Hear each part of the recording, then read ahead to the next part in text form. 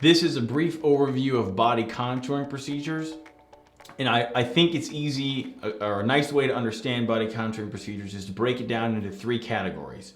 So we have procedures that remove extra fat or transfer fat. We have procedures that remove extra skin and tighten the skin. And we have procedures that tighten up loose muscles. So liposuction is a very common body contouring procedure. It's frequently used in almost all body contouring procedures. And what liposuction does is it removes unwanted subcutaneous fat. So liposuction does not treat the skin. It does not tighten the skin. Liposuction removes unwanted subcutaneous fat, and sometimes we'll use that fat to put somewhere else to further improve the contour. So that's all liposuction can treat, is unwanted subcutaneous fat. Then we have skin excision procedures and skin tightening procedures. Brachioplasties, tummy tucks, breast lifts, lower body lifts, thigh lifts. All those procedures tighten the skin by removing extra unwanted skin and positioning the scars in the best possible place that we can.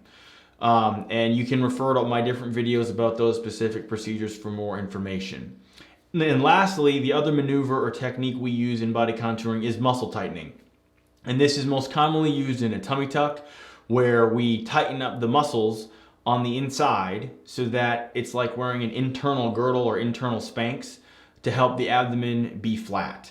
So a lot of times people come in and they'll want liposuction of their abdomen, but they have 3 problems. They have too much skin, loose muscles, and extra subcutaneous fat.